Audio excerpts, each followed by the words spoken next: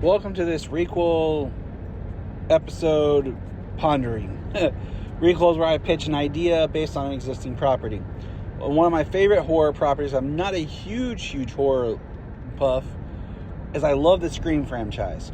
It's the meta contest, it's the whodunit, with the slasher twist that I love. This past weekend, as of this recording, I let my kids watch Scream 5. My son was a year younger than me when I watched the original Scream, and my daughter, of course, was the youngest. And I chose Scream 5 because when the kids asked about it, because they're both fans of Jenna Ortega, and they both, especially my son, has been wanting to watch a Scream movie. And I thought about it. Scream 5 is kind of the tamest from the kills, but also the more sexualized content as far as references and things like that. So we watched it, and I will tell you, listeners, probably the most fun I've had ever watching a movie. My daughter was so into it. Both kids were so excited to watch it. They both enjoyed it. They had fun with it. They were laughing. They were getting nervous and excited. The jump scares, my daughter was giggling after she jump scared. She's yelling at the screen, don't talk to someone on the phone you don't know. It was a blast. And then I got thinking more, because what prompted this was the trailer for Scream 7 was released. And I'm not dissecting the trailer, I'm not going into it. I want to go in as blind as possible. I've made pitches on here before of my Scream franchise because I think it's always fun to work within, those. But I had another idea. It's not fully formed, but it was based on something my daughter said. And I think it'd be interesting if you have the opening scene, okay, is, classic, someone in the house, Ghostface calls. There's two people in the house. Ghostface shows up, kills one of them. The other one gets stabbed, hurt. And then we, cut, like the police show up, Ghostface escapes. Okay? And one of the police officers sees him and goes, Ghostface, or the police are called, whatever, okay? I'm working this as I drive. But here's where it gets interesting, okay? The two people at the first, we'll call them A and B, okay? B was attacked, A was Ghostface, okay? As we go about the movie, we see things are happening, but things are always happening interesting, okay? And then at the end, like I said, I'm still workshopping this. What we find out was B is actually one of the killers with A. And the opening kill that we saw was the perceived details of the police report that she gave the police. And then what really happened was B and C, the victim, were together, and A came over, and then they just killed C, and said it was a Ghostface attack. And they wanted to make sure that no one was suspecting B. I think that's a little bit cool of a twist, but at the end, after the killers are taken out, you have survivors, D and E,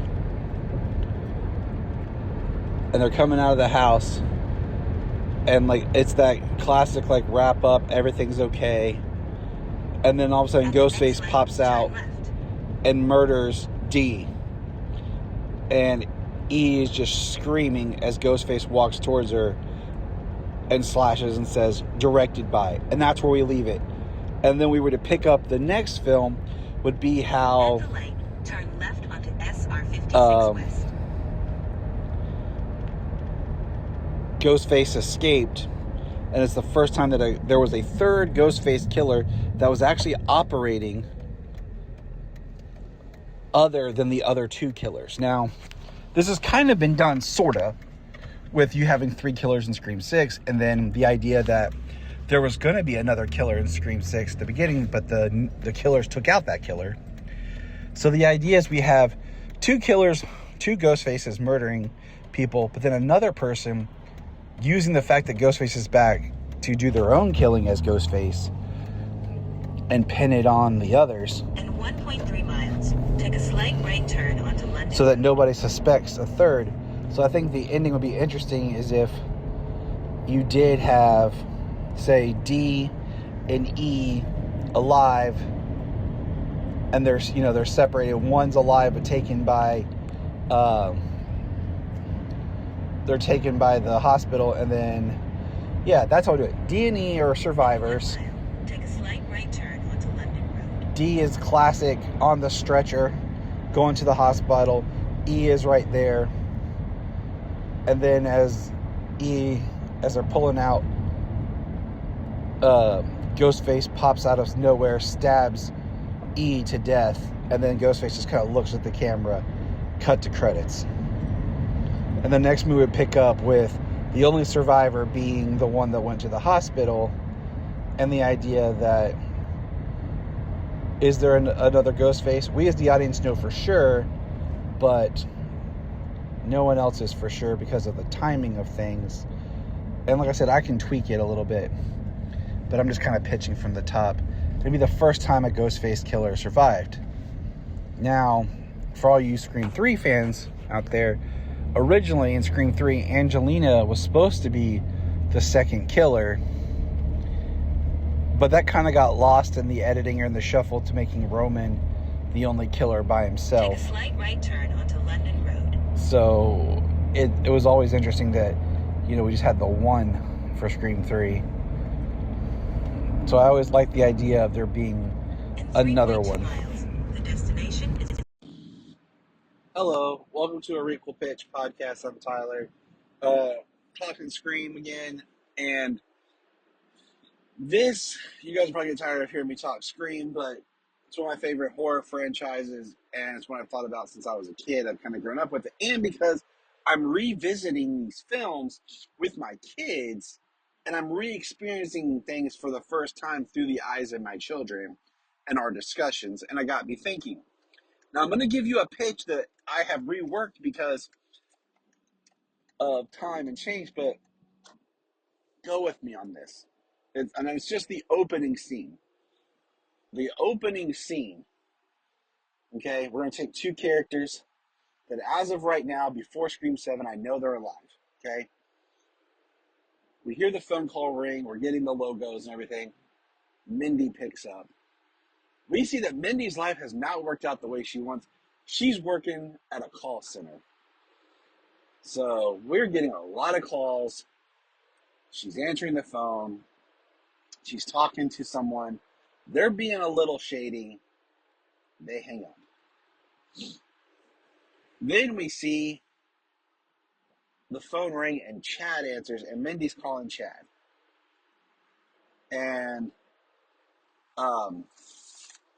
they're talking and everything. She's on her break. And